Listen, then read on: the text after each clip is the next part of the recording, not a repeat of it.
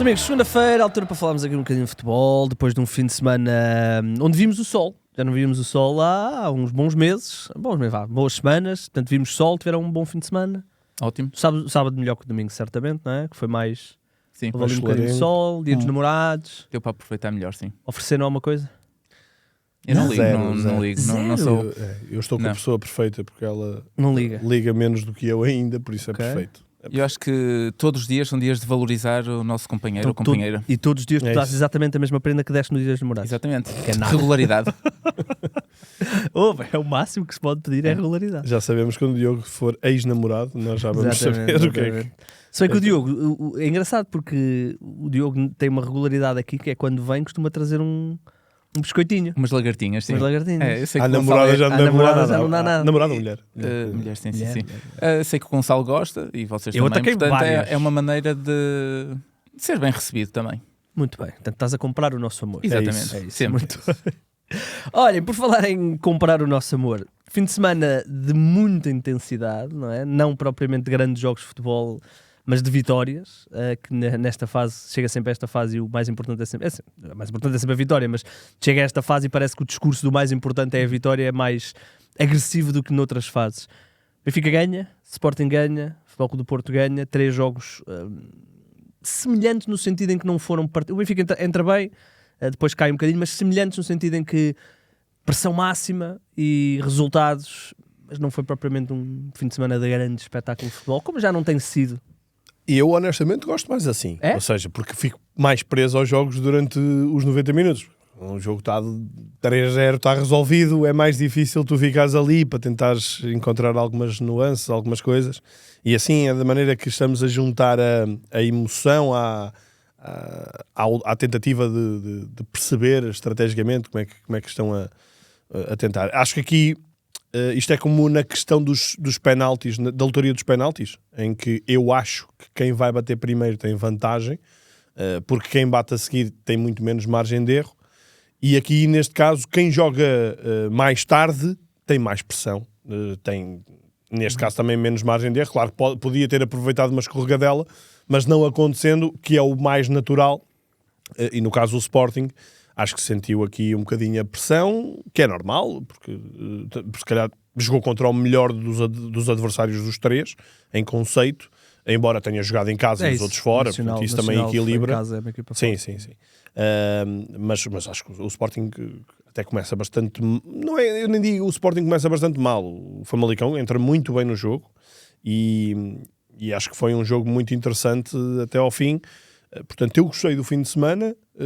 No fim todos ganharam, as contas continuam iguais, mas todos também mostraram debilidades que fazem crer que não vamos ter tantos passeios como houve na primeira volta. Cada vez mais nos convencemos disso, embora agora vamos entrar aqui numa fase em que 2 das 3 equipas vão ter semanas limpas, 2 semanas limpas, antes de depois se encontrarem para a Taça de Portugal, e por isso estou curioso para perceber que embalo é que vão ganhar, do ponto de vista físico, do ponto de vista de descanso, garantidamente vão ganhar. Do ponto de vista estratégico, estou curioso para perceber que benefícios é que esta pausa vai trazer para estas 2 equipas.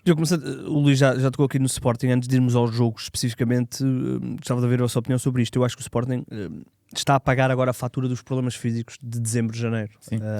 Porque olhamos para estes 2 meses, ou mês e meio, e realmente as baixas eram quase contadas à dezena, e a equipa foi-se aguentando. É verdade que na Taça da Liga acaba por ser eliminada, mas pronto, vale o que vale.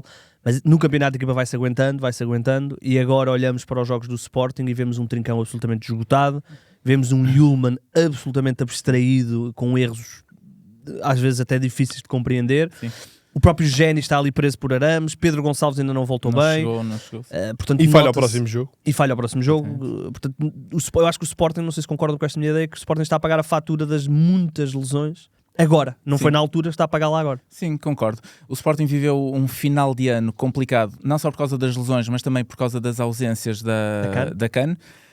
Acabou por espremer muito alguns jogadores numa altura de grande densidade competitiva. Eu acho que tu falaste do jogo da Taça da Liga. Eu acho que nesse jogo da Taça da Liga, que o Sporting até começa a ganhar frente ao Vitória, eu acho que já se notou um Sporting mal fisicamente. E acho que foi não só na parte mental, sofreu um golo no final e isso também complica sempre depois a entrada no prolongamento, mas eu acho que o Sporting fisicamente está a pagar essa fatura.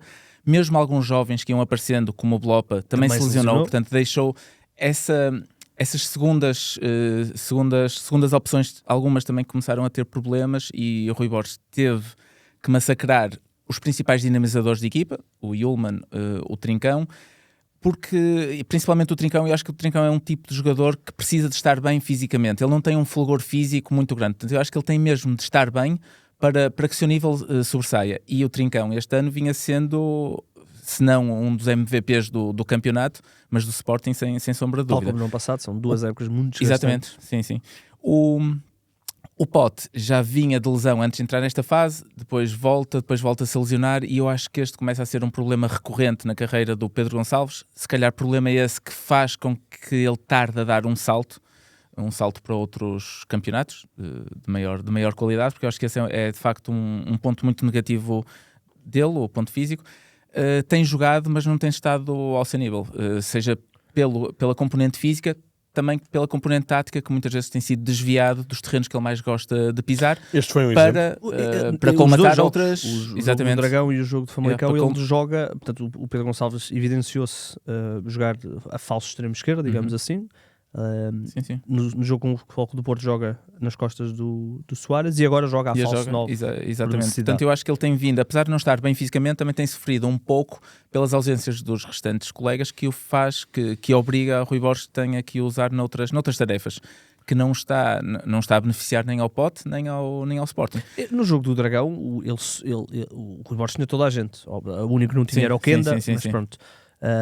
Foi estratégico. A opção foi estratégica e depois o Rui Borges disse que tinha a ver com a questão física do Pote, ou seja, é um problema mais inerente ao Pote do que propriamente às baixas. Sim. Eu, na altura do jogo do Dragão, e vocês já tiveram a oportunidade de falar disso a semana passada, eu vi mais a presença do Pote naquela região, naquela zona do terreno, porque o Pote acaba por ser um jogador chato defensivamente, é quase como se fosse uma carraça, é chato, é quesilento e às vezes fecha bem o meio campo. Ele muitas vezes no Famalicão, eu lembro de muitos jogos, um dos jogos foi um Benfica-Famalicão para a taça, acho eu, que o Pote jogou a 8, eram dois, como se fossem dois volantes, e ele fez um jogaço no meio campo no Estádio da Luz. Porque ele é um bom jogador, porque ele é batalhador, é pequenino, mas é batalhador e aguerrido. E eu acho que o Rui Borges no Dragão tentou colocá-lo ali para fechar o jogo entre os centrais do Porto, e o médio, que acabou por não ser o Rosário, foi o Varela, e acho que acabou também por desgastá-lo fisicamente nessas tarefas. Ele ainda não atingiu o pico da forma. Luís, neste jogo o Pote joga a falso 9 porque não há ponta de lança, havia apenas Rafael Nel da equipa B. O Sporting tem algumas boas combinações, Pote de costas para a baliza acaba por funcionar como um pivô interessante, só que ele gosta de jogar de frente para a baliza e sente isso, essa falta de agressividade, digamos assim, no momento da finalização. Se repararmos, por exemplo, uma coisa que se reparou certamente trabalhada, nunca houve um cruzamento, houve sempre um cruzamento atrasado, porque o Sporting não tinha ninguém depois ao meio, todos os jogadores caíam mais ou menos na mesma zona. Acaba por ser uma vitória até importante, tendo em conta que é a primeira vez que o Sporting joga sem um ponta de lança, não é? Sim, nós quando vamos andar de comboio, quando vamos a mover-nos em transportes, vamos normalmente virados para a frente. E às vezes no comboio tens que ir virado para trás. E não sei se a vocês acontece, mas a mim causa-me confusão. E acho que é o que acontece também ao Pote. Por mais que ele seja um jogador inteligente e por isso mesmo tendo a função de jogar em apoio, é alguém que vai dar alguma coisa à equipa, mas é alguém que está habituado a ver o jogo de frente, que está habituado a vir de trás para a frente ou de fora para dentro, e por isso é sempre peixe fora da água. Eu sei que nós ontem quando estávamos a debater aqui o jogo, entre nós estávamos a conversar em mensagens, o Diogo estava a questionar a questão de porque é que queres dizer tu? Sim. Eu basicamente estava a defender o meu ponto de vista, que eu acho sempre benéfico uma equipa utilizar um jogador na sua posição de raiz, mesmo que se tenha a recorrer à equipa B, e não utilizar os jogadores que estão numa hierarquia superior e que têm todos de se acomodar, mesmo fora de posição. E eu estava a defender que eu acho benéfico não só para o próprio jogador, porque não é só uma questão do terreno. Portanto, o Pote está a pisar outros terrenos, mas não é só o os outros que também pisas, estão é a forma como pisas, os passos que abres para os E a restantes ligação colegas. que tens com os colegas. Porque eu acho que depois, para te defenderes, se o jogo não está a correr bem e se a tua equipa está a precisar do golo, para te defenderes, tu vais acabar por procurar os teus movimentos que estás mais habituado, os terrenos que estás mais habituados. E eu acho sempre que é benéfico utilizar um jogador de raiz, mesmo, é claro que o Nel não iria ter perto do rendimento do Luís Soares, mas é um jogador que está habituado a jogar na segunda liga, uma liga super competitiva, joga contra defesas muito físicas, marcações cerradas, portanto eu acho que era muito melhor para o jogo coletivo do Sporting, até para abrir espaços para os restantes colegas, a presença de um jogador de raiz. Agora, entendo perfeitamente a opção pelo Pote e acho que todos os treinadores dos grandes fariam isso. Em vez de recorrerem a um avançado da B, iriam recorrer a alguém que tenha mais confiança do seu plantel. E entendi também, posso não concordar, mas entendi também a justificação que o Rui Borges deu na conferência de imprensa, que se tivesse o Ioannidis no banco, o Nel seria titular. Porque se quisesse depois, se não tivesse a funcionar o Nel, ele iria conseguir colocar outro jogador da área. Eu só vi o Rui Borges na Flash, não vi na conferência. Portanto, é um bom dado. Eu, por acaso, acho que, até fazendo contraponto a isto, eu consigo compreender. Eu revejo-me mais nesta... Eu não acho que seja... Não se pode comparar o índice, o nível competitivo da segunda liga com o nível competitivo de um candidato ao título, não é da primeira, porque se estivéssemos a falar, com todo o respeito, mas do avançado do Moreirense, da segunda para a primeira, ok, mas agora estamos a falar de uma equipa que está a lutar pelo título, que não pode errar, não pode falhar, e eu acho que não tem a ver com uma questão de hierárquica, tem a ver com uma questão de garantias, e obviamente o Rafael Nel ainda tem o seu espaço para andar, e depois é a mesma questão de, ok, se o jogo estiver mais complicado, se esta solução não estiver a resolver, colocar então um homem mais talhado para aquela posição, como acabou por acontecer, como acabou o Sporting por ganhar, não acho que tenha propriamente sido por causa disso, mas acho que é uma opção muito mais inteligente para durante o jogo, porque depois, se o cenário estivesse como estava, e tu tens o Rafael Nel aos 60 minutos a não acrescentar muito, desgastado, e tens que ir ao banco, depois aí é que não vais conseguir ter mais presença na área, perante uma segunda parte em que o Famalicão praticamente não sai lá de trás. O Famalicão começa muito bem, faz 15 minutos muito bons, faz um golo, enfim, um grande golo, mais do que a questão se é bem ou mal anulado, mas um grande golo. Tem um lance do Elisório isolado que mostra que, de facto, Elisório é um ótimo avançado de equipa, mas que um avançado tem que fazer aquele golo. O Elisório tem um golo, não é? É isso. O Zabiri... nos 2 meses que jogou a titular, tem mais golos. Garantidamente, e teria sempre muito mais golos, e por alguma razão foi logo vendido. Mas acho que este começo do Famalicão também demonstra aqui que o Sporting, depois, para poder ajustar as coisas dali para a frente, acho que ia ser mais complicado se depois não tivesse um ponto de lança ao qual ia recorrer. Eu acho que ter um jogador no banco, ou seja, se só tens um, não o podes colocar de início, obviamente chamando-se ele Rafael Nel.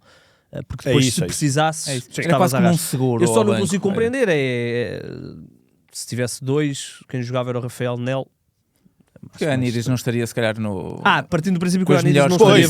com o ritmo. Sim, era isso. Eu não via a conferência, só via flash. Sim. E o que é que achamos só para a malta depois nos poder rasgar para bem ou para mal, não é? O que é que acharam? Acham que era falta? Mais do que achamos que é falta, é um lance suficientemente grosseiro para ser revertido no VAR. Eu consigo, ao fim de 4 ou 5 repetições, analisando... encontrar ali uma possível falta. Agora, eu não acho, mas isto não tem a ver com este jogo em específico, nem sequer acho propriamente que o Sporting tenha um benefício em relação aos outros, portanto não embandeiro nessas conversas. Até porque depois há um lance do Mangas na área que também fica a dúvida se é penalti ou não. Eu também, em lance corrido marcava penalti, também e depois também acho que não há imagens para mostrar que é reversível, portanto... Nem quero andar aqui com compensações. Acho que, de facto, nós caminhamos cada vez mais e com culpas, acima de tudo, da opinião pública para a questão de ir ao detalhezinho, ao pormenorzinho para se encontrar uma coisinha, não é? Quem procura encontra, Atenção, o Sporting ainda no Dragão tem um lance exatamente, que é absurdo, o andar-se ali à procura de alguma coisinha sobre o Yulman para... É aqueles lances que esta falta é o típico lance que nós, quando vemos ver a ser marcadas em Portugal, dizemos que futebol inglês é que é. Isso. Não é? E depois, porque ela dá golo, ganha um impacto maior. Mas é uma falta que, se fosse a meio campo, nós ficávamos chateados por ela ter sido falta. Mas o normal é os árbitros apitarem estas faltas para se protegerem. Para se protegerem também, para depois não dar nisto. Porque depois dá nisto e provavelmente eles não vão ter uma avaliação positiva por causa disto. Independentemente de se é falta ou não, eu não gosto deste tipo de faltas, mas até porque... Mas pronto, independentemente disso, acho que o presidente, é um grande golo, o presidente do Famalicão tem uma declaração que me parece bastante bem tirada, que é o VAR neste momento é uma lupa, não é? Eu não sei se posso estar a parafrasear, mas será mais ou menos isto, que estamos a utilizar o VAR não para corrigir erros grosseiros, mas para ampliarmos pequenos erros. E não estou aqui a dizer se é falta ou não, concordo contigo, depois de ver 3, 4 repetições realmente percebo que há ali um encosto e não sei o quê. Mas não é para isto que criámos o VAR, não é? Certo. E o futebol é feito de contactos. Eu acho que o VAR não deve ser utilizado para decidir este lance. Seja golo ou não, seja que equipa for, eu acho que o VAR entrar por estes caminhos é perigoso e acaba por ser aborrecido, sim, e agora para nós que vemos. O VAR até Cantos vai analisar, não é? Vão testar isso no Mundial. É isso. Portanto, estamos aí para uma robotização do futebol que é absurda. É isso. Muito bem. Mais paragens e mais barulho. O VAR surge para... evitar que surjam lances como uma mão escancarada na área, uma agressão, um fora de jogo de meio metro, uma agressão, para atuar nessas situações. Agora, nós andamos, e nós todos somos culpados, porque andamos também aqui a alimentar o detalhe. A verdade é que não se fala menos de arbitragem agora do que se falava há 10 anos. Isso aí é... Mudou-se, os postes, as balizas foram mudadas. Agora são outras coisas que nós falamos. Olha, só para te dizer, estavas a falar do Miguel Ribeiro, presidente da SAD. É da SAD, não é? Estava na dúvida. Sim, dentro do que eu não gosto, que é os dirigentes a virem-se só queixar nos momentos em que são prejudicados, ou tendencialmente prejudicados, mas eu gostei de uma outra expressão dele, do género, eu não vou dizer que seria assim, porque eu não vou dizer o que é que deveria ser, porque eu sou dirigente do Famalicão, não é? Eu sou parcial, claro, não é? Claro. Mas achei umas declarações interessantes, equilibradas. Não vemos o Miguel Ribeiro muitas vezes a tê-las, portanto... Eu gostei. Também gostei. Acho que não foi aquele disparar só porque houve uma falta que foi... Mesmo nós estamos aqui e estamos sempre a pensar, ok, mas também houve outro lance, não é? Quase nós temos aqui a lei da compensação dentro da nossa cabeça, o que é um erro, não é? Nós estamos a analisar, não precisamos de agradar a todos, mas efetivamente o lance do Mangas também acho que é um lance de penalti. O lance do Yulman não me parece também que seja. Há ali outro. É uma bola com uma confusa na área. Seja como for, o que seria do nosso fim de semana se não houvesse uma polémicazinha? Olhem, falaste do Yulman, só para avançarmos. Eu, por acaso, desvalorizo sempre aquela questão mental dos jogadores. Eu acho que quando o jogador entra em campo, e o Diogo pode nos ajudar com isto, o jogador quando entra em campo não está... Espera, se o Diogo pode ajudar, eu também posso. O Renato também jogaste. O Igor falou muito bem. O Igor sabe aqui a questão Diogo, eu tentei. Tu o Igor falou bem, sim. Trouxeste as lagartixas, tentei. Não, eu percebo. O Igor falou não deixar. Não deixar. Eu posso explicar essas sensações. Mas o que eu quero dizer é isto. Eu desvalorizo sempre a ideia de o jogador entrar em campo com a cabeça na Juventus, ou neste caso no Atlético de Madrid, ou lá o que quer que seja. Acontecia muito. Acontecia, é verdade. Então, isto sem dúvida. E eu quando moramos nos Juventus. Exatamente. Não estou enganado. Não, Inter. Sevilha, Real Madrid, Inter. Eu ia falar disto. Continua. Eu normalmente não dou muito valor. Acho sempre que o jogador, quando entra em campo, não está propriamente a pensar. Mas o que é certo é que o Yulman, há aqui, além da questão física que já falámos, que ele pode estar espremido, como já usámos a expressão. Há aqui qualquer coisa com o Yulman que realmente, ontem o jogo foi, ele falhava passos daqui para 2 metros, domínios, que nunca vi o Yulman. Eu acho que há o aspecto físico, o Yulman, o seu jogo foca muito no aspecto físico. Houve alturas, ele quando está bem fisicamente, ele varre o meio campo quase todo, ele tem chegado à área, ele tem chegado às 2 áreas, é um box-to-box muito, muito completo, e tinha golo, o Yulman tinha golo, rematava muito, marcava bons golos, marcava poucos, mas marcava bons golos. Ele agora também acho que remata menos por causa disto. Remata menos também. Acho que também tem a ver com isso. Tem menos chegada.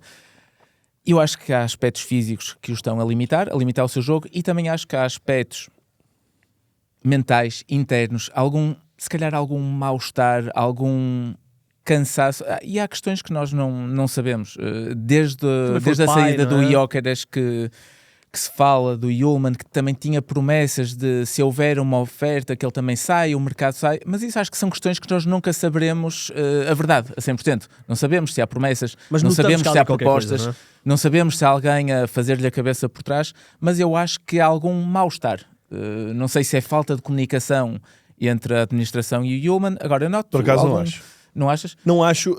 Eu percebo o que é que queres dizer, mas o que eu sinto é... Eu acho que há um eu não vou dizer desfocar, porque não é desfocar, mas é concentração. Houve ali... É quando tu estás dentro de uma missão, estás dentro de uma tarefa e alguém te distrai. E tu paras, e depois tens que voltar à tarefa e tu demoras a voltar a focar. E eu acho que o Yulman aconteceu um bocadinho isto.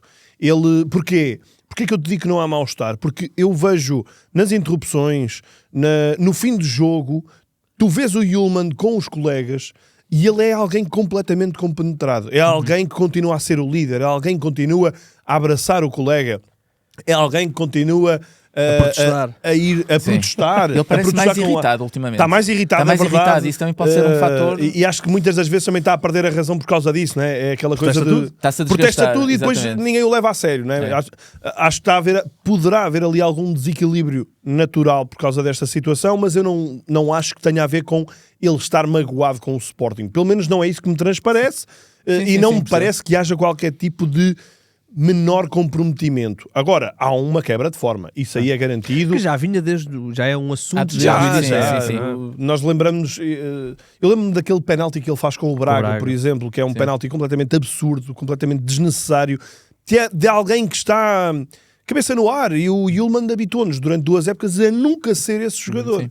E por isso é que nós, se calhar, estamos a estranhar, e eu acho que é uma época bem abaixo das que ele teve nos tempos mais recentes. Ele, ano passado, teve uma quebra, coincidiu com a saída do Amorim, que na altura até se falava que a saída do Amorim tinha abanado o balneário, que os jogadores... Mas aí abanou. Tendo em conta os resultados que aconteceram depois, acho que toda a equipa teve uma quebra. Provavelmente algo mental, mas depois recuperou e voltou a fazer bons jogos. Este ano tem sido a cair, acho eu, desde o início do época. E parece-me que se anda a desgastar muito e pode ser um sinal de alguma falha de concentração, acho que se está a desgastar muito em quesilhas, em protestos. Sim. Acho que... Sobretudo com os árbitros. Com os árbitros, sim. Em jogo, não é só o protesto quando há uma falta e ele vai protestar. Sim. É ele próprio, e muitas das vezes... acho que está mais teatral também. Portanto, o lance do Dragão o lance do Dragão é completamente desnecessário. Claro. E acho que o próprio Morita também sofre com isso. Aquilo que estavas a dizer há pouco do raio da ação, o facto do Yulman estar menos capaz também obriga o Morita a outro andamento. Também não está propriamente no seu momento mais fulgurante, e isso nota-se no meio campo que não está a dar as garantias que estava antes. Eu disse que o Yulman vai ser pai, já tinha sido pai, não, ele vai ser pai, estará... a namorada, a mulher, não sei, nos dias finais, semanas finais da gravidez. Renato, como é que estás? Estou bem. Estás bem? Eu queixei-me do teu som, não gostei do teu... Espero que hoje esteja acho que melhor. Hoje já tens aí um microfone melhor. Não consigo ver o Diogo, mas estamos bem. Tá, o Diogo. No próximo já é importante, que é para depois, quando for o desenterrado, não andar não a ver. Exatamente. Olha, nós fizemos uma pergunta antes de saltarmos para o Porto, porque eu acho que a questão do treinador se nota muito no Futebol Clube do Porto. Nós fizemos uma pergunta nas redes. Como é que era a pergunta? Recorda-me? Basicamente, que treinador vai ter mais influência nesta reta final de época e porquê? Vou ler aqui 3 comentários. O do Gonçalo Ferraz Carvalho diz: Farioli vai continuar a apostar tudo na solidez defensiva. Veremos como Mourinho, que ainda defronta Porto e Sporting, vai abordar esses jogos, tudo em aberto. E manda-nos um abraço. O Pedro Santos: acho que todos terão a sua influência. Farioli vai ter de ajustar taticamente face à lesão do Samu. Rui Borges não poderá estar sempre à espera do Suárez e da estrelinha dos últimos minutos. E o Mourinho, agora com o plantel completo, terá de fazer mais. E depois, o último comentário diz-nos que o Mourinho é o único que está em fase ascendente, mas nesta altura é insuficiente para chegar ao primeiro lugar. O Farioli começa a aparecer o Jaime Pacheco no início do século. Forte. Porquê? O Mourinho é o único que está em Fase trajeto ascendente, concordamos com isso? Eu posso perceber. Eu também É concordo. normal, não é? O Benfica também veio mais de longe. Também era o que estava mais Exato. em baixo, não é? Portanto, Era o que tinha mais é margem como dizer para... que o Porto do ano passado para este ano foi o que mais melhorou. Pudera, Exatamente. também, era quem Olha, estava claramente pior. só aqui um à parte, fun fact, Anselmo já vai com 5 derrotas seguidas. E não sei quantos golos sofridos, uma boa dezena de golos sofridos, portanto mantenho o registro. Falando isso dos treinadores, eu consigo perceber esta fase ascendente do Mourinho. Está com mais opções, quer dizer, sim, está com mais Sim, tem opções, mais opções. o plantel está a estabilizar, e desde que houve a tal mudança na dupla, no miolo, do Enzo Rios pelo Orsnes Leandro Barreiro, eu acho que o Benfica começou a crescer, eu acho que agora... Mas nós ainda vamos ao Benfica, não é? Sim, vamos tocar. Portanto, eu consigo perceber. O Farioli não está a parecer um Jean Pacheco, eu acho é que o Farioli também aprendeu com o ano passado no Ajax, e eu acho que ele agora é treinador para o resultado. O Farioli não vai repetir os erros que cometeu no passado. Eu não seguia muito o Ajax no ano passado, portanto não sei se ele tinha esta abordagem ultra defensiva e ultra nos Países Baixos é eficaz. difícil, não é? Mas Pois. uma das maiores críticas Mas do tinha. Farioli o ano passado era a falta de fulgor ofensivo da Ofensivo equipa. também, pois. Era. Ele sempre E- teve boas defesas, e ele- já no Nice sempre teve boas defesas. Eu não sei se ele portanto, acaba como a melhor defesa do campeonato, porque depois a reta final é terrível, ele perde até 4-0 Acaba. com o Trek. Mas durante grande parte ele era destacadamente a melhor defesa do E campeonato. ser a melhor defesa no Nice, no campeonato francês, não é fácil. Portanto, ele não está a ser a melhor defesa. É claro que ter o Bednarek, o Kivior, o Diogo Costa ajuda, o Rosário, etc. Mas ele com outros jogadores também já apresentou excelentes números defensivos. Eu acho é que agora a tendência até ao final, e foi como o Igor começou, eu acho que a tendência até ao final vai ser cada vez mais uma tendência resultadista, não vai correr riscos, já sabe o que sofreu no passado. E acho que o que temos visto do Porto ultimamente é o que podemos esperar até ao final. É um Porto que confia muito. Eu acho que o Farioli, e lá está de novo, se calhar vamos a isso mais à frente, mas eu acho que o Farioli tem de confiar muito no processo ofensivo da sua equipa, porque o Porto não parece render ofensivamente, mas a verdade é que ele repete as opções. Esta semana mudou um bocadito, talvez por causa da ausência do Samu, mas eu noto que o Porto confia que vai marcar o golo que precisa. E então é uma equipa que não se desmonta. Podem faltar 5 ou 10 minutos, o Porto não se vai desmontar, não vai colocar extremos e tirar laterais, porque ele confia que vai... Luís, o Futebol Clube do Porto marcar. teve dos 3 candidatos ao título, o Futebol Clube do Porto teve o pior jogo a nível de expected goals, 0.4, que eu na altura até estávamos a falar, eu estava a ver a primeira parte sem som, portanto aquele lance do gol Mora do na cara Mora, do sim. guarda-redes, estranhei, mas entretanto já percebi que era fora de jogo. 0.4 de expected goals, vale o que vale, porque um gol de canto chegou, mas a minha pergunta é, vimos por exemplo isto contra o Casa Pia, que é o Futebol Clube do Porto sofre primeiro e depois tem muita dificuldade em avassalar, ou avassalar não é uma palavra, mas em ser avassalador perante o adversário, em esmagá-lo, em criar oportunidades, tudo quanto é lado. Esmagou o adversário, empurrou para a sua área, mas não teve tipo, 20 oportunidades de golo. Será que isto chega? Nunca tem, não é? Mas isto chega para ser campeão, não é? À medida que os jogos vão sendo mais difíceis, se tu calhas a chegar aos 60 minutos sem um golo marcado, não é? Eu acho que o contexto deste jogo era um contexto muito complicado para o Porto. Eu acho que é a altura da época em que o Porto mais desconfiaria de si. Não apenas porque não ganhou nenhum dos últimos jogos, a forma como os perdeu ou não os ganhou, contra o Sporting esteve pertíssimo de ganhar o jogo, mas sobretudo pelo facto de não ter um dos melhores jogadores do campeonato, que é o Kivior, que eu ainda hoje continuo a questionar, mas se calhar teve a ver com uma questão física. Não houve essa indicação, mas o Kivior não jogar contra o Casa Pia para mim é algo que ainda não consegui ter esse esclarecimento, e não tem Samu daqui para a frente. Portanto, eu acho que este jogo, se nós chegarmos ao final do campeonato e o Porto for campeão, vamos olhar para trás e, à parte, claro, os confrontos diretos, mas se calhar podemos olhar para este jogo como um jogo capital. Este do Guimarães também, se calhar, não é? Sim, mas o de Guimarães é antes do começares a desconfiar eu de ti. percebo. E aqui o Porto é normal desconfiar-se de si, é normal o toque a reunir, é normal o medo de falhar, e aqui o Porto, o Farioli faz alterações também, portanto, além das alterações que ele tem que fazer, ele faz outras por opção. Lançou Pietruszewski e lançou também Rodrigo Mora. Portanto, há aqui um clique que isto podia não ter corrido bem, correu bem, e acho que foi um sinal importante para para serenar. Claro que é preciso agora continuidade, é normal. Mas há uma coisa que é, ao lançares Rodrigo Mora e Piatusevski, tu teoricamente estás a criar uma forma de jogar um bocadinho mais solta. Mais irreverente. E sim. não aconteceu. Não sei se isso tem a ver com a ausência de Samu, é o primeiro jogo do Porto sem o seu farol, digamos assim, mas eu acho que Farioli tentou minimizar essa ausência com a colocação de criativos mais virtuosos, como é o caso do Piatusevski, como é o caso do Mora. O William Gomes estava disponível, mas Entrou só aos 90 90 e pouco. mas não resultou, ou seja, eu acho que ele tentou uma coisa diferente e volta a não resultar ofensivamente. Mais ou menos, ou seja, porque o que nós também temos assistido ou várias vezes no Porto é ou primeiras ou segundas partes praticamente inconsequentes, praticamente sem criação. E a verdade é que a pouca criação que existiu surgiu sempre de Piatusevski ou de Rodrigo Mora. O lance que é anulado, ok, é anulado, mas é aquela forma como o Mora mete a bola quando ali, não vou dizer qualquer, mas 95% dos jogadores ia rematar. É de uma inteligência enorme e cria um lance de golo iminente. Ok, depois é anulado, tudo bem, não conta para as estatísticas, mas analisando o pouco que o Porto criou foi por eles. O próprio Piatusevski é um jogador que já mostra não ter qualquer receio de ter a bola nos pés, virtuoso, de partir para cima do adversário, que é algo que tu não vês o Borja Sainz a fazer. O Borja Sainz cada vez mais é alguém que anda ali a ser rato no espaço, à procura de uma segunda bola, é alguém muito comprometido defensivamente, já sabemos disso.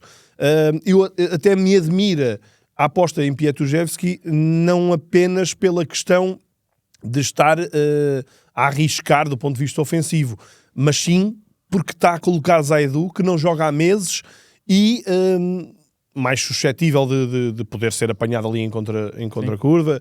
Uma dupla que nunca coincidiu no campo. Pouco treinou. Portanto, foi um risco de Farioli que correu bem. Nós temos nas últimas semanas falado de um Farioli que não arrisca nada, que joga sempre pelo certinho, mas a verdade é que ele desta vez arriscou e no fim foi feliz.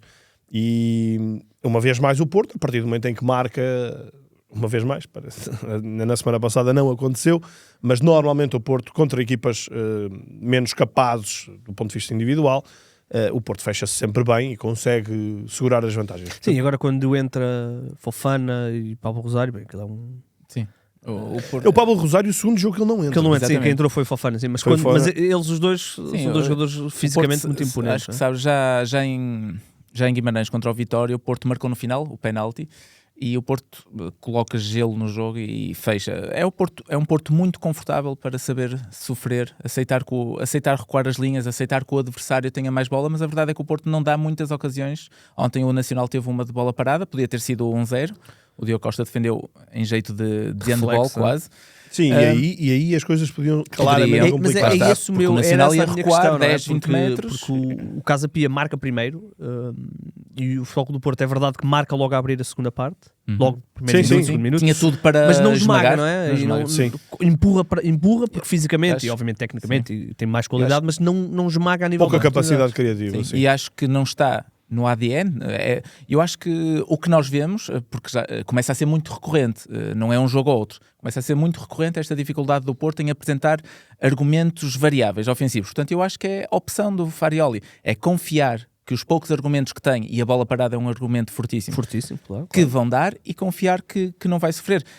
Eu estranhei a entrada do Oscar, percebi, para dar coisas diferentes com a ausência do Samu, portanto, já que não vamos ter o Samu, vamos tentar pôr alguém mais físico, mais vertical, que nos dê outras soluções ofensivas. Com Mora também. Por outro lado, depois fiquei a desconfiar um pouco, porque de facto com o Zaidu eu achei, isto vai ser uma ala esquerda completamente diferente. Pode aqui não haver muito entrosamento, mas até acho que correu bem, o Zaidu sempre muito comprometido. E o Piatusevski estava a ser, se calhar, o melhor. É que há pouco disseste Oscar e eu pensei que tu ias que ele ia sempre dizer Oscar também. É que eu ontem vinha a ouvir o relato, vinha o início do jogo. Proteger também. Vinha a ouvir o início do jogo, os primeiros 20 minutos estava à espera da minha mulher nas compras e estava com os miúdos a dormir no carro e estava a ouvir o relato. E eles diziam Piatovski. E eu pensei... Claramente não era isso. Este é um nome complicado, eu estava-me a proteger com o Oscar, mas pronto. Piatusevski estava a ser dos melhores em campo. Eu não sei, ele sofreu uma falta dura no final da primeira parte, não sei se estaria com algum tipo de limitação, porque estranhei muito também, numa altura que o Porto está a procurar o golo, estranhei muito a sua saída.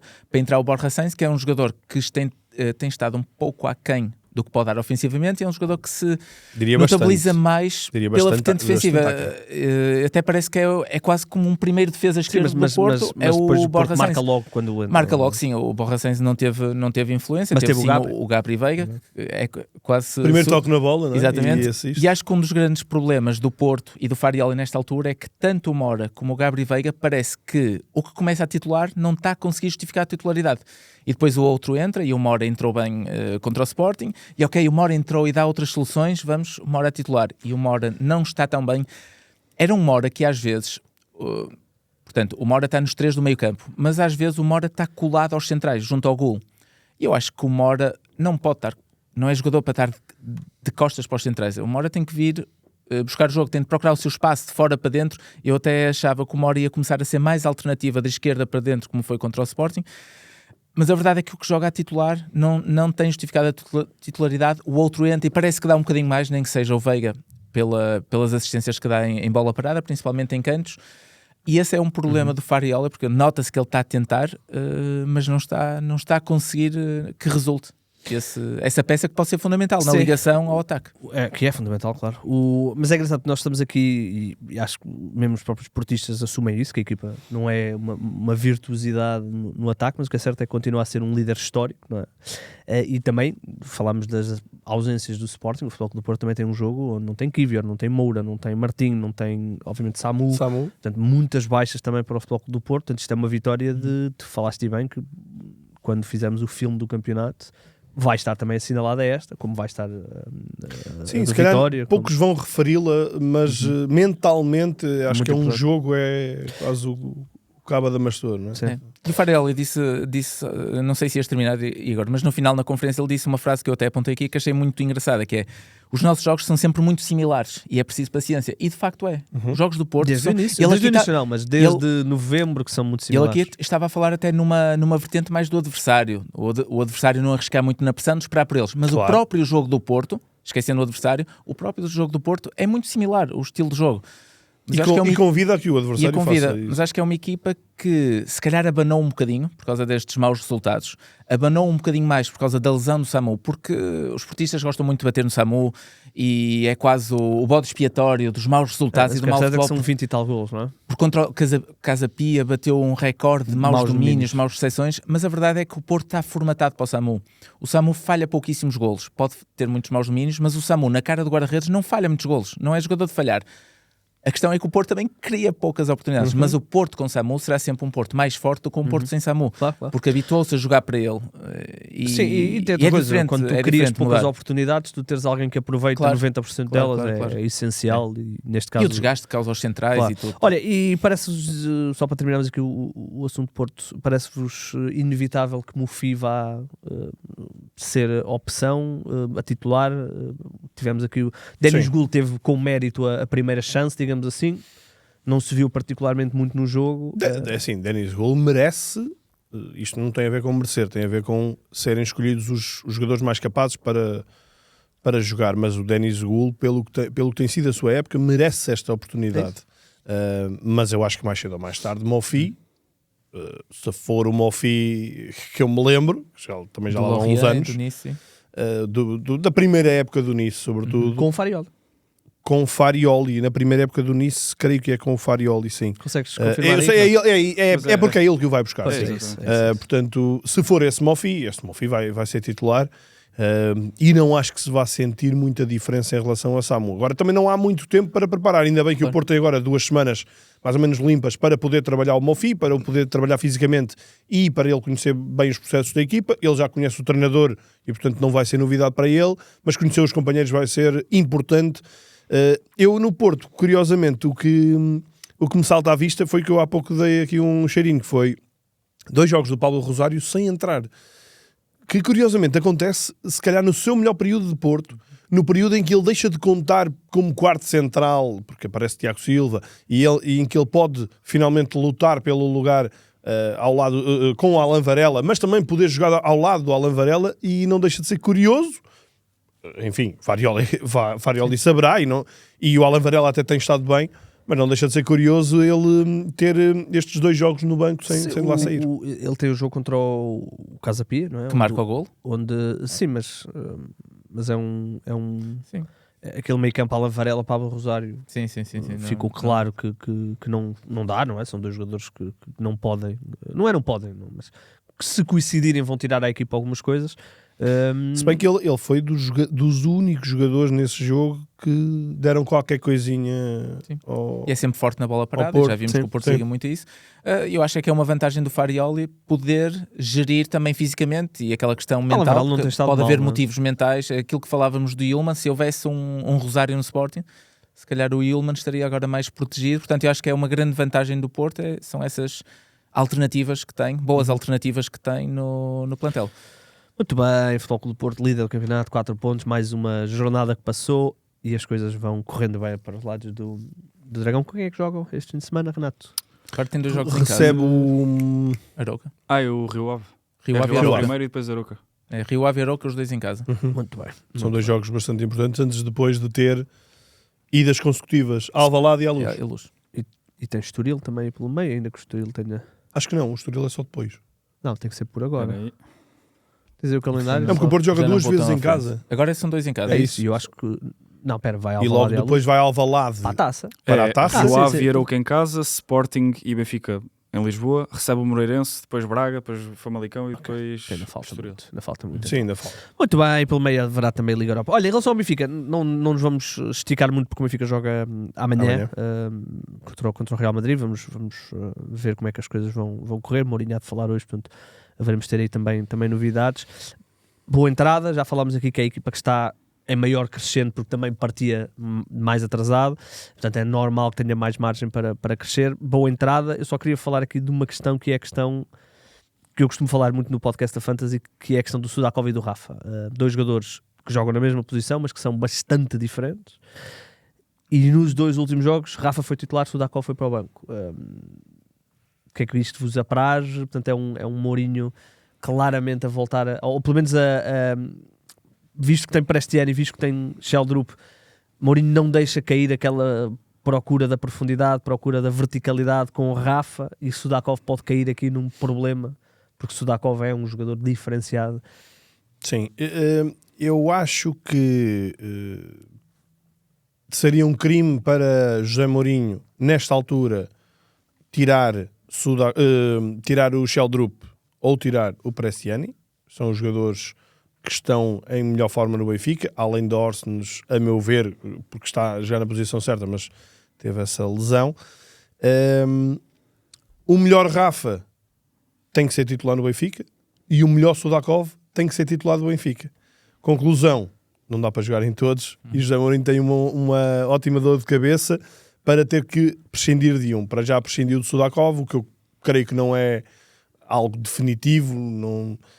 O Benfica vai entrar numa sequência muito mais exigente do que os adversários, como estávamos ou seja, fevereiro vai ser mais exigente, março logo se vê, porque se o Benfica cair contra o Real Madrid vai ter um março mais tranquilo, mas acima de tudo acho que e nós, se calhar por termos primeiro, nós somos sempre muito mais comentadores, comunicação social, nós somos sempre muito mais compreensivos com José Mourinho do ponto de vista comunicacional do que com os outros. Isso é um facto, e nós também somos muito mais exigentes com o José Mourinho do que com os outros. Por isso é que eu acho que quando o José Mourinho chega, espera-se muito mais do que o que ele dá ao Benfica e aquela quebra que ele tem, aqueles pontos também perdidos em casa. Portanto, eu acho que agora também chega a altura de darmos um reconhecimento que José Mourinho tem conseguido, de facto, melhorar o futebol do Benfica. Acho que não era muito difícil, tendo em conta os primeiros 2-3 meses de José Mourinho, que foram meses muito sofríveis do Benfica, meses muito a viver de Luque Bacchio, que agora voltou para o banco de suplentes já neste jogo, mas que ainda estará longe da forma. E acho que José Mourinho tem aqui conseguido criar, pelo menos do que eu me lembro, nos anos mais recentes, o futebol mais promissor que ele teve nestes últimos anos. A questão é se isto vai dar para lutar pelo título. E aí vai depender muito mais da permeabilidade dos adversários do que propriamente do Benfica, porque está muito atrás. O Benfica há de ter a sua final frente ao Futebol Clube do Porto, que vai ser, se o Porto não perde na Luz, é o checkmate do Porto perante o Benfica. Portanto, o Benfica tem que ser consistente e não vacilar até lá, sendo que tem Champions pelo meio e na cabeça de grande parte destes jogadores, ou de qualquer um deles, eles querem jogar contra o Real Madrid nesta altura, não é? Mas o Benfica está num momento mais simpático. O jogo que não ganha no passado mais recente é um jogo em Tondela em que é daqueles jogos que às vezes acontece a uma equipa grande, em que guarda-redes do adversário embala, pronto, há uma bola, a bola não entra, mas o Benfica, já o disse na altura, não acho que tenha nada a ver com os empates consentidos pelo Benfica até aqui contra equipas lá de baixo. Santa Clara, por exemplo. O Benfica está num momento que, se calhar, se baixássemos aqui um mês ou dois, pensaríamos o Benfica vai chegar ali a fevereiro e vai ser penoso até ao final da época. Nesta altura não o dizemos. E acho que esse é o mérito de Mourinho, porque consegue manter a equipa ligada à ficha, conseguiu aproveitar também aqui os pontos perdidos pelo Porto e também algum vacilado do Sporting para manter-se vivo no campeonato. Mas é um Benfica que não pode falhar, continua a não poder falhar até ao final da época se quer lutar por algo mais. Força. Só para fechar aqui o Benfica, eu acho que um grande upgrade que foi dado, e temos que dar crédito ao Mourinho, por isso eu acho que o Benfica está finalmente mais próximo dos índices de eficácia que o Mourinho queria e que um clube grande em Portugal precisa. Portanto, acho que está a ser mais eficaz. Esta primeira parte no Santa Clara, acho que se viu isso. Acho que o Benfica não anda a falhar muitos golos. Agora, em Tondela, a questão foi diferente e também contaram com um relevado chato, um tempo chato e também com um excelente guarda-redes. Por acaso ainda não acho isso. Não achas que está a aproximar? Está totalmente dependente de Pavlidis, acho que agora com o Rafa, termos de golo. Eu acho que agora com o Rafa tem grande qualidade. O Sheldrup e o Presseren são extremos de golo, não é? O Sheldrup é mais da assistência, não é? O Prestiani não sei se terá muito golo, mas é um avançado que cria muitos lances, cria muitas combinações, agora principalmente com o Rafa e com o Tomás Araújo, que podemos associar... Interligam-se bem, não é? Podemos associar o Tomás Araújo a um lateral mais defensivo por ser central, mas não, é um central que sabe sair a jogar e sabe ser lateral. É mais associativo para este ano. O Benfica está a criar mais, o Rafa tem excelente qualidade, qualquer dia também há de começar a marcar golos, apesar de o Rafa tem um ar, parece estar contrariado a jogar, mas tem qualidade, está a criar muito. E eu acho que com isto vai fazer com que o Pavlidis tenha que procurar menos sair da área, esteja mais fixo na área, como apareceu muito bem a finalizar de cabeça. E o Benfica tem um jogador que está num excelente momento de forma, que é o Leandro Barreiro, que é super completo, está cheio de confiança, dá cabritos no meio campo, dá toques de calcanhar, aparece na área a finalizar, cria confusão na área e corre muito. Portanto, eu acho que o Benfica e o Mourinho fizeram crescer muito. Estou muito curioso para ver jogo. Quando regressar Richard Rios, não é? Porque sim. Barreiro e Orsens agora está lesionado, vamos ver se recupera para o Real Madrid ou não. Estou muito curioso para ver porque pode ser um problema. Mas finalmente Mourinho está como ele dizia no início da época, que o Benfica tinha um excelente plantel ainda, enquanto era treinador do Fenerbahçe, tinha um excelente plantel com boas soluções. Eu acho que agora ele pode mesmo dizer isso. Ainda por cima já tem o Bruma, já tem o Luke Bacchio, ainda não estão nas condições ideais, mas o Benfica está-se a aproximar mais de... Só não tem Ivanovic, que não joga no campeonato desde 3 de janeiro, não é? Desde 3 de janeiro. 3 de janeiro, portanto já vamos quase mês e meio. Entrou nos descontos contra o Real Madrid porque José Mourinho não sabia que tinha que marcar, porque senão eu não acredito que ele o lançasse. Acho que não é alguém que acredite e por isso estou curioso. Aliás, este fim de semana o Henrique Araújo vai à equipa B, portanto ele estava voltado de lesão, se não me engano. Marca e faz assiste, 2 assistências. E depois dá o lugar ao Anísio Cabral. Marcou também, acho eu, o José Neto e outro jogador que já andou na equipa principal. O Anjaki também foi titular. E por isso e aquele miudinho pequenino que o Mourinho elogia muito, o Gonçalo Moreira, o 77. Sim, exato, Gonçalo Moreira. E por isso estou curioso para saber se o Ivanovic não vai ter que dar uma perna. Ivanovic é o quinto avançado, não é? Atrás de Henrique Araújo e Anísio Cabral. Henrique Araújo não acredito. Mourinho nunca deu essa indicação, mas de Anísio acho que é evidente. São só 20 e tal milhões, olha lá o que é para pagar por o... Mourinho vai sempre... Que não foi opção dele. Foi ele. Claro. E a verdade é que o treinador que o foi buscar, ele estava a jogar e estava a marcar. E é engraçado, porque o Mourinho, quando chega, Ivanovic é titular. Logo no primeiro jogo, tenho a certeza, contra o Aves, joga como falso extremo, e eu acho que no 0-1 no segundo também é titular. Ele é suplente e marca. contra o Aves. Eu tenho essa ideia. Ele marca o terceiro gol. Mas vou confirmar. Não, o primeiro jogo do Mourinho, tenho Tem a ideia que foi certeza titular. que ele foi titular Foi como titular? falso extremo esquerdo. Tenho ideia que sim. Sim, eu lembro-me dele jogar na esquerda. Tens razão. É porque eu Foi- lembro que eu vi esse jogo. Eu sei que o primeiro gol é o Sudakov. Mas Exato. Ele marca o terceiro aos isso, 63 mas é minutos. titular. É titular. Ele e Pavlidis. Faz 70 minutos, sim. Sim. Muito bem. Vamos lá ver o que é que o Benfica nos vai dar aqui contra o Real Madrid, depois da Sim. vitória mítica. O Benfica tem uma ótima notícia, que é não haver Bellingham. Ok. Mas tem uma péssima notícia, que é o Quer jogar contra o Real Madrid vai jogar com 11 e agora já não há fator surpresa. Espera, mas Portanto, haverá uma série de jogadores castigados. é o Rodrigo e o Asensio. Asensio. Pode ser bom para o Real Madrid? Os dois foram expulsos e o Bellingham está lesionado. Portanto, Ok, sim. também falha esse O jogo. Mbappé descansou este final de semana. Sim, acho que o Arbeloa percebeu que é para levar aquele jogo muito a sério. Já na altura, não me parece que o Real Madrid não o tenha levado a sério, mas acho que andou ali um bocadinho mais relaxado e aqui vai ser mais exigente para o Benfica, mas também vai ser um Benfica nesta altura melhor do que naquela altura. Por isso estou muito E é dos curioso. jogos mais míticos dos últimos anos, esse jogo do Benfica. Vai ser um jogo diferente. Pelo contexto. Até a nível europeu, não é? Sim, Diria e isso. pelo contexto do Benfica não saber que tinha que marcar. Sim. Genial. Foi Genial. dava uma série da Netflix. Dá, A sem Netflix dúvida. ia saber tratar isto. Olha, vamos ao nosso desenterrado, vamos lá. Reinato, Vamos a isso? bata. Ajudem-me só aqui. Quanto é que isto está? O Luís passou de um parcial de 3-0 favorável a mim e agora está 3-2 e isto vai ser um milagre. 3-2? Como assim? Isso não é Tá um parcial, 3-2. isso é uma vitória. Eu só. acho que ganhei os Ele- últimos 3 ou 4. Mas não foi sempre comigo. Muito bem, pois. Pois é.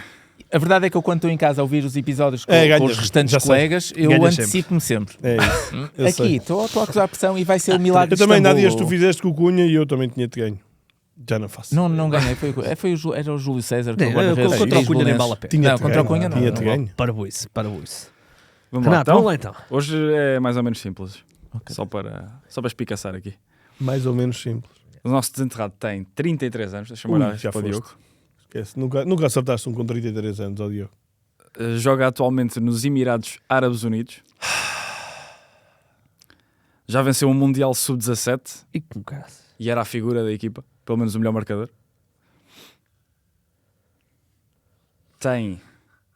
Conquistou 3 títulos em Portugal. Um campeonato e 2 supertaças. Calma. Isto é para começar a baralhar. Um campeonato e 2 supertaças. Sim.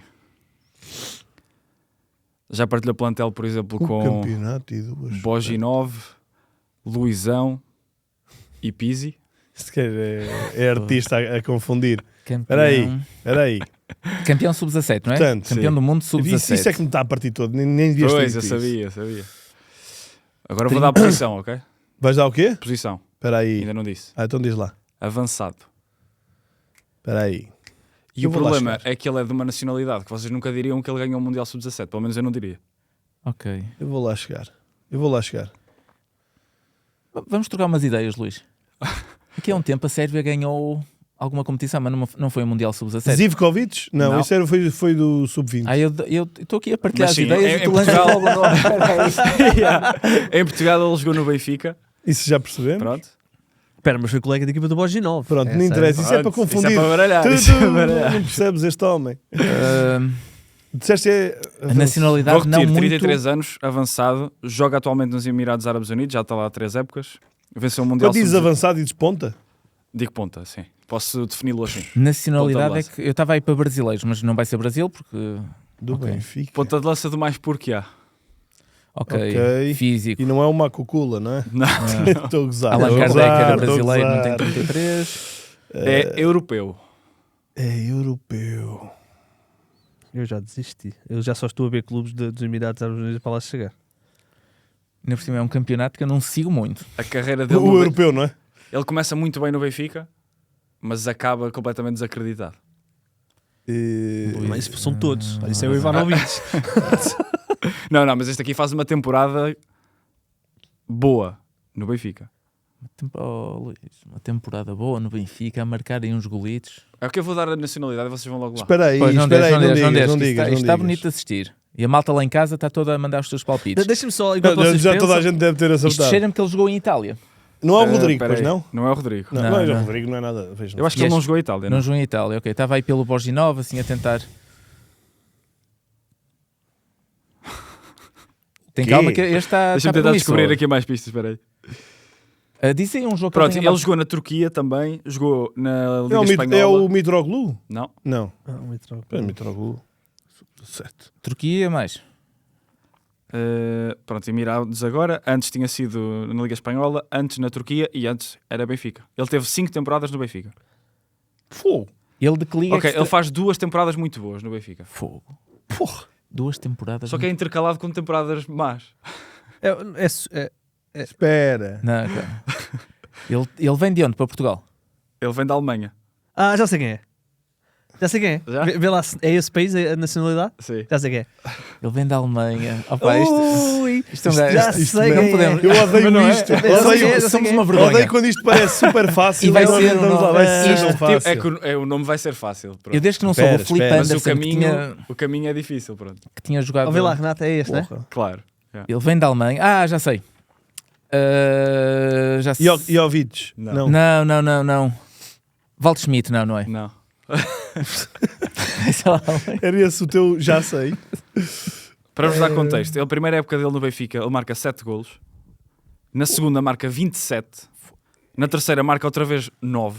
E na quarta marca Seferovic. 26. Seferovic. Seferovic. Seferovic. Eu não tinha já dito Seferovic. Não. Eu Seferovic. Seferovic. Na minha cabeça só pensei, isso é na altura do... Sabes que eu Seferovic. estava a pensar, isso era na altura do Seferovic, quem é que eram os concorrentes? Era o Jiménez? Estás a ver? Eu estava assim, Ele disse em pensamentos. meu Deus. Seferovic. Jiménez Eu era bem. deixei-te dizer Eu- Seferovic. Aris Seferovic. Isto é uma Eu parvoíce. cheguei lá quando tu disseste que ele veio da Alemanha. Ele veio quê? Porque Do eu- Eintracht, não foi? Por causa do exatamente. Duarte. O Duarte, quando Sim. o Seferovic chegou, ele vendeu-nos o Pois Seferovic foi, como... pois foi. E ele era uma... Realmente ele era aquele jogador, era uma época boa, outra má. Sim, Chegou a decidir clássicos e tudo mais. Marcou muito gol, muito bem. sim. Aliás, Aliás, ele- ele tem uma grande dupla com o João É o Félix. João Félix. É verdade. exatamente. Acho que Com o o João Bruno Félix- Lage. Sim. O Bruno Lage. João Félix foi o pai dele. quase. Mas Muito bem. Foi um grande duelo. Foi um grande duelo. Foi o melhor. Porra. Foi um duelo enorme até. Pô. Muito bem, então está 4-2. Eu não queria dizer isso, mas está. O Igor hoje está a mandar uma moral. A sério, eu vou ter que tirar uma tarde. Estava 3-2. Eu vou ter que tirar uma tarde para ir verificar isto. Porque isto cheira-me a esturro, não me cheira nada a 4-2. Mas Tá está bom, bem. então, vamos avançar. Vamos para o nosso isto sim. Bota aí. Não, mas a melhor do Igor foi o Diogo sabe que quando o jogador está com o pensamento na Juventus... Uma pessoa e na- tenta-te puxar para cima. Exato. Olha bem lá se não chegaste ao desenterrado muito mais verdade. moralizado. É verdade, é verdade. Ora bem, o meu isto sim é o Gil Vicente. Adorei ver aquele jogo. Adorei ver, na verdade, só vi a segunda parte. Mas achei de uma personalidade do Gil Vicente. Não entendo bem estes eclipses que às vezes existem no Braga. Isto não é a primeira nem a segunda vez que acontece. O Braga já perdeu muitas vezes pontos estando em vantagem. Mas eu aqui quero sobretudo dar mérito ao Gil, ao César Peixoto. Consegue, depois de fazer uma grande venda do Pablo, tinha Duas. tudo para... Pablo e André. E o André, sim. Dois jogadores em que tinha tudo para a equipa abanar e não sei se eles vão ter capacidade para segurar o quarto lugar, é verdade, mas é heróico o que estão a fazer e eu acho que estão garantidamente como favoritos a ficar nos 5 primeiros. Por isso, grande mérito e acho que denoto acima de tudo uma grande capacidade para substituir o avançado. Portanto, o Carlos Eduardo, que até estava a ter bons momentos, ou teve aqui um ou outro bom momento, não teve um bom jogo, saiu, e o Gustavo Varela lá aproveitou a oportunidade, marcou, mas acho que o Santi Garcia eleva-se aqui, nesta altura, faz um jogo tremendo. O Santi 2 Garcia, jogos já, muito bons dele. nunca dei nada por ele, também não vi todos os jogos, mas acho que é uma evolução brutal, à qual eu junto o acréscimo do Murilo, Sim. que volta a um clube que conhece e foi com efeito imediato. Sim, e o Murilo também demorou a recuperar, que ele vinha lesionado. Tem ali depois também Martin Fernandes, que é um bom jogador também. O lateral esquerdo, experiente, E nós falávamos, físico, e eu bom, ia falar Conan. disto, nós falávamos do Sporting ter jogadores na CAN, não sei o quê. O Gil Vicente também teve 2 Também jogadores na CAN, portanto não podemos também Exatamente. esquecer isto. E temos treinador, Luís, já agora? No César Peixoto? Se temos treinador? Vês dedo de treinador... Isso garantido. Portanto, após Acho que é um muitos trabalho de autor, anos, é um trabalho de autor. Sim, Sim, sim, o sim. Está a César- crescer como treinador o César, também, sim. finalmente. O César teve uma carreira um bocadinho diferente, porque começa logo com um hype relativamente significativo e tem alguns trabalhos que não lhe correm tão bem, e depois já se criou uma desconfiança demasiado grande em relação ao César, e nota-se um crescimento. Este Vicente, falaste bem, é um trabalho de autor, e falaste da questão do avançado. Pablo saiu. Eles já tinham que andar a substituí-lo porque ele teve lesionado. Mas é engraçado porque quem é o substituto, entre aspas, do Pablo nessa altura é o Gustavo Varela, que não marca nunca. Entretanto, joga Carlos Eduardo. O Gustavo Varela, a sair do banco, já marca 2 vezes. Exato. E ainda há um jogador que chegou a ter um efeito muito positivo na altura no Chaves, o Héctor Hernandes, que ainda não... Mas já marcou, mas ainda não foi muito utilizado. Portanto, é interessante, porque realmente podia ter abandonado com aquelas baixas. E o Luís Esteves, já falámos aqui algumas vezes dele. Muito bem. Diogo. O meu isto sim vai para o Olympique Lyon e também para o Paulo Fonseca, que atingiu 13 vitórias consecutivas, que é um número brutal. O Lyon é uma equipa que tem muita experiência no seu plantel, mas também tem excelentes jovens a aparecer, e agora no mercado de janeiro receberam o Hendrick, que tem estado também brutal no campeonato francês. Pelo que sabe, o Real Madrid já deixou claro que não vai continuar o seu empréstimo para o ano, portanto vai regressar à base, porque o Hendrick tem estado muito bem. Tem também o Afonso Moreira, da formação do Sporting português, se calhar estaria a dar jeito amigo, ao Sporting nesta altura. Nunca poderemos dizer isto. Isso é um assunto muito... É um assunto. No Twitter é um assunto. É um assunto muito peculiar no Sporting. Mas se calhar até olhávamos para ele e se calhar diríamos que no Lyon não ia ter tantas oportunidades. Se calhar o facto de ter um treinador português e algumas lesões nas posições adiantadas fez com que ele estivesse a ter este desempenho. Tem 6 golos, 5 assistências, tem estado muito bem. É um treinador que aposta nele, não é? Exatamente. Paulo Fonseca muito bem, 13 vitórias consecutivas. Ele ontem até no final do jogo a claque a agradecer com uma tarja a dizer bravo Fonseca, e ele até se emocionou. Portanto, acho que está a fazer um trabalho muito bom. E não podemos esquecer o problema que ele teve, não é? O Lyon podia ter deixado cair naquela história do castigo. Sim, nos 9 meses. N meses suspenso, está a fazer um grande trabalho também na Liga Europa. Eu não sei até que ponto o Lyon não pode ser visto como um possível... É visto candidato, como um possível candidato, Quase portanto, que pode ser até o favorito. Temos o Aston Villa, para mim temos Aston Villa, Lyon, Roma e Porto. Os 4 muito, muito idênticos, mas o Lyon está a jogar muito bem à bola. E é fantástico ter 13 vitórias consecutivas. Está um bocadinho longe do LAN e do PSG, mas a engatar assim. Sim, aí é uma já equipa não vai. muito experiente também tem muita experiência. O Ateboer, o central Niakate, acho eu. Niakate, não é Niakate. Tem muita experiência também no meio campo e alguns jovens jogadores, e está a fazer um grande trabalho. Bem. Parabéns, Paulo Fonseca. Vamos ao Paulo Fonseca. Isto Não. O meu Isto Não é algo que, atenção, eu gosto disto, porque isto apimenta-nos também. Não pensem que isto é só uma crítica, mas o senhor Marinakis, já não falávamos dele aqui há muito, aí desde a semana passada, decidiu ser o primeiro a ter 4 treinadores numa temporada na Premier League. Ainda estamos na jornada 26, portanto isto ainda pode haver aqui muita coisa. Portanto, agora é Vítor Pereira. Vai ser engraçado o seu duelo, já lá vou, mas aqui primeiro só referir, Marinakis não tem paciência absolutamente nenhuma, escolhe, parece-me, por impulso. Todos nos lembramos como é que começa a época, com o Nuno Espírito Santo já com a relação degradada com Marinakis desde o final da época passada, quando houve aquele episódio do célebre empurrão em pleno relevado no fim de um jogo, em que o Nottingham esteve muito perto de ir à Champions, acabou por ir à Liga Europa, e Nuno Espírito Santo saiu à primeira oportunidade quase. Já lá passou o Postecoglou, agora acabou Sean Dyche, que até estava a fazer um trabalho bastante regular, e Vítor Pereira contratado para o cargo.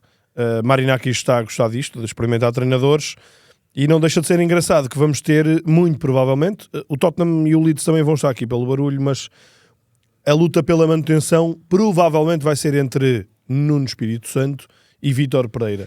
E não deixa de ser curioso que ambos podem acabar a época com uma mancha que é descer 2 de 3 equipas da Premier League. Portanto, Nuno Espírito Santo pode descer o Nottingham e o West Ham, se, aqui é mais improvável, se o Burnley os passar, e o Vítor Pereira pode descer o Nottingham e o Wolverhampton. Portanto, vai ser acima de tudo um duelo interessante. Novamente, muitos treinadores portugueses na Premier League. Já não está lá Ruben Amorim, mas continuamos a estar representados. O meu isto não é E o Marinakis, se não se põe fino, poderá ser se calhar um dos primeiros dirigentes a ter duas equipas a descerem em campeonatos diferentes, porque o Rio Ave também está aqui numa sequência muito complicada, ainda jogam hoje com o Moreirense. O Olympiacos, salvo-se o Olympiacos, está tranquilo. Mal era. Muito bem, vamos ver o que é que vai acontecer com o Marinakis. Diogo. Muito bem, o meu isto não vai para o Raio Vallecano. O Raio Vallecano às vezes assim é... Mas eles ganharam 3-0 ao Atlético de Madrid. É verdade. Ganharam, mas jogaram no campo do Leganés, porque o Raio Vallecano está a atravessar uma profunda crise, não tanto desportiva, porque eles até estão na Conference League, fruto da boa época do ano passado, mas mais uma crise administrativa e de condições, portanto... Ronaldo já não é o... Ou é? Não, nunca era. Isso era do Valladolid.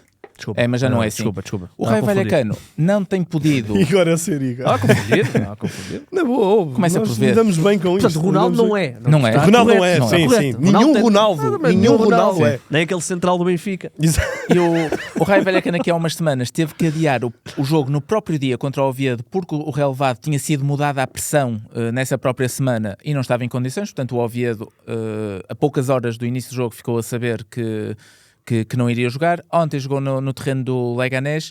O estádio do Raio Vallecano, em alguns jogos da Conference League, até as equipas adversárias, eu lembro do Lech Poznan, os jogadores do Lech fazerem vídeos do balneário cheio de caixas, pareciam uns arrumos. O estádio não tem água quente, o relevado está... O estádio não tem condições de segurança, por questões de infraestrutura, está-se a deteriorar. E é pena, porque o Raio Vallecano é conhecido como o maior clube de bairro da Europa, porque de facto é do bairro de Vallecas, em Madrid. É uma equipa muito tradicional, muito chegada à sua comunidade, muito chegada à política, a políticas de esquerda de Madrid. É um clube tradicional, é um histórico, não pelos títulos que consegue, mas pela identidade.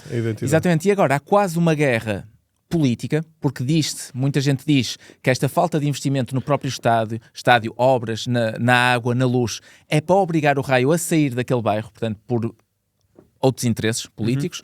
Portanto, estão quase que a obrigá-los não a renovar este estádio, mas sim a construir um outro estádio para saírem dali do bairro. Só que esse é um problema muito grande, porque os adeptos não querem isso, estão contra o presidente. O presidente que também é um pouco... Lá está, é daqueles presidentes que gosta de dar nas vistas e então é pena o Raio Vallecano, uma equipa, muitas vezes vemos estes... criticamos o nosso campeonato, mas felizmente nunca vimos um clube a não ter água quente, nem a ter o estádio a cair aos pedaços na primeira divisão, na Conference League, acho eu. Portanto, o meu isto não vai para o Raio em si, vai sim para o desleixo que está a ser propositadamente criado pela direção. E fica aqui o mote para Ronaldo comprar o nosso Ronaldo. O nosso Só para Ronaldo. dar razão. Algum Ronaldo. Qualquer um Ronaldo. Pode ser o Ronald McDonald. Vamos lá então, vamos ao amor à camisola. Vamos lá que já Muito estamos bem. longos. Vamos lá então, Diogo. Então, o Luís teve que se ausentar, mas... A primeira camisola que eu trago no amor à camisola de hoje é do Ajax. Portanto, temos aqui este belo exemplar do Ajax. O Ajax tem sempre um equipamento muito tradicional, portanto é muito fácil distinguir os equipamentos do Ajax porque são poucos os clubes que de facto têm este equipamento branco e vermelho com apenas uma faixa vertical mais larga. Mas eu queria referir que o Ajax não começou assim. O Ajax, no seu primeiro ano, equipava de preto, mas só durou um ano. No segundo ano começou a equipar com pequenas listas verticais vermelhas, há leixões, por exemplo. Só que houve um problema. O Ajax, quando subiu de divisão, não podia usar o seu equipamento tradicional, vermelho às riscas, porque já existia o Sparta de Roterdão. E ali eles davam prioridade à equipa mais antiga. Portanto, como o Sparta de Roterdão já tinha equipamento às riscas vermelhas e brancas, o Ajax foi obrigado a mudar, porque na altura não podia haver duas equipas com o mesmo equipamento. Então, foi nessa altura que o Ajax optou por este equipamento com uma faixa central mais larga, que é um equipamento muito... É a identidade deles. Ano após ano, o Ajax tem dos equipamentos mais bonitos do futebol. Durante 2 anos, mais à frente, portanto, isto que eu estava a mencionar foi no início, nos primeiros anos do século passado, mais à frente, nos anos 40, o Ajax tinha um guarda-redes, que era guarda-redes do Ajax e ao mesmo tempo também era guarda-redes do Arsenal. Portanto, ele era guarda-redes do Arsenal. Às vezes, quando não jogava no Arsenal, apanhava o avião, ia para Amsterdão e defendia as cores do Ajax. Isto nos anos 30. Isto é futebol. Depois, nos anos 40, no pós-guerra, quem está por dentro do assunto sabe que Amsterdão e os Países Baixos foram muito afetados pelo nazismo, pela guerra. Ou seja, era uma altura pobre, muito pobre para os clubes, para toda a sociedade, não era só para os clubes, e os clubes acabavam por pagar por isso. E esse jogador que tinha jogado então no Arsenal trouxe equipamentos, kits do Arsenal para vestir o Ajax. E em tempos de pós-guerra, tudo tinha que ser aproveitado, nada podia ser desperdiçado. Portanto, durante 2 anos, apesar de nem os jogadores, nem os próprios adeptos gostarem muito de ver o Ajax, que era vermelho e branco, equipar todo de vermelho a Arsenal, durante 2 anos o Ajax equipou-se a Arsenal para não desperdiçar aqueles equipamentos que o guarda-redes, que tinha contactos ainda em Londres, havia trazido. Envolvidos esses 2 anos, o Ajax voltou à sua fórmula mais característica, com esta faixa central vermelha, que é tão característica deles e que dura até hoje, sempre com os equipamentos mais é uma das equipas mais míticas, mais não é? míticas da Europa. Aquelas Edgar Davids, gerações, depois, o Reisinger, Bogart, o Kluivert, Rafael van der Vaart depois, Sneijder. Uma equipa que passou mal na altura da ocupação nazi, mas conseguiu sobrepor-se a isso, crescer e hoje em dia é uma referência. Mas pronto. Interessante, gostei especialmente do jogador que joga em 2 clubes ao mesmo tempo. E esse jogador tinha mais história, porque ele jogava nos 2 clubes e mais tarde veio a ser preso porque ele depois começou a traficar libras de Inglaterra. Na altura não se podia levar outra moeda para outros países. Ele foi apanhado, muito bem. Portanto teve preso depois. Diz-me, mais. A segunda história, uma história mais curtinha, ocorreu em 1997, num jogo que o Chelsea vai fazer fora ao Coventry. Portanto, nós sabemos que o Coventry costuma ser aquele light blue, aquele azul clarinho, e o Chelsea nesse dia, ou por esquecimento ou porque o roupeiro facilitou, só levou o seu kit de casa, o azul escuro. E ao chegar lá, Ruud Gullit, que na altura era o treinador do Chelsea, ao ver que o Coventry estava com o seu light blue equipado, acho que começou nos corredores, nos balneários: vocês vão ter que mudar de equipamento, nós só trouxemos um e vamos jogar com o nosso, vocês vão ter que mudar. E o Coventry também, perante aquela arrogância do Gullit, que na altura era muito famoso, e o Coventry um clube mais pequenino, levaram a mal essa arrogância e então recusaram-se a jogar com o seu kit alternativo, o kit de fora. Eles disseram: não, nós estamos em casa, nós vamos jogar com o nosso de casa, vocês ou não jogam, ou vão buscar outro equipamento, ou não quer saber, a Liga é que vai decidir. Portanto, o jogo foi adiado uns minutos e a saída que encontraram para este imbróglio foi o Chelsea jogar com os kits away do Coventry. Portanto, o Chelsea jogou, este Coventry-Chelsea foi jogado, o Coventry com o seu kit de casa, o azul clarinho às riscas escuras, e o Chelsea jogou aos quadrados pretos e vermelhos, com o emblema do Coventry. Alguns jogadores taparam com adesivo branco, claro, o emblema, mas há uma foto que vai passar aí em baixo, quem tiver a assistir, que vai ver o Zola, não tapou o emblema, portanto o Zola equipado à Coventry. Os calções eram do Chelsea, mas a camisola do Coventry, o Coventry ganhou 3-1, alguns jogadores do Chelsea, porque depois foi todo o embaraço, o embaraço de uma equipa grande, na altura o Chelsea não era o Chelsea de agora, mas já era uma equipa grande, com outras posses, a equipa grande, teres que jogar com o equipamento do teu adversário, perderes o jogo. Acho que no final os jogadores do Chelsea pegavam na camisola e tiravam para o relevado, por causa do embaraço de terem tido que jogar com essas. Imaginem em Portugal, não é? Sim. Um grande ter que jogar com o equipamento alternativo do outro, perder o jogo. O Ruud Gullit estava muito chateado e algo arrogante, e foi isso que fez com que o Coventry não facilitasse, e bem. E pronto, e a partir daí acho que o Chelsea nunca mais se esqueceu de levar o equipamento alternativo. Muito bem, gostei. Vamos ter imagens, certo? Sim. É engraçado, há uma fotografia muito conhecida do Zola, e o equipamento eu até acho bonito, que é um xadrez preto e branco. Não é do Chelsea, Coventry. Né? É bonito para o Coventry. Portanto, o melhor número 9, o melhor avançado da história que já vestiu a camisola do Coventry é o Zola. Muito bem. O Luís não aguentou, teve que ir à casa de banho, mas já está ali em pé a ver. Vamos embora. Ficámos um bocadinho mais longos, vamos embora. Voltaremos para a semana. E Diogo, muito obrigado por teres cá vindo, é sempre um gosto. Continua a brilhar aí no teu desenterrado e a trazer comida, que a gente facilita. Muito obrigado. A brilhar no desenterrado. 4, estás com 4 e ele está com 2. Portanto, tens o dobro dos pontos dele. Eu desconfio do meu adversário, que ele é capaz de recuperar, não é? Sim. Mas também já não falta muito para acabar a época, portanto é só manteres a tua gestão. Bem, vamos embora, voltaremos então para a semana e todos os ataques rápidos têm um fim.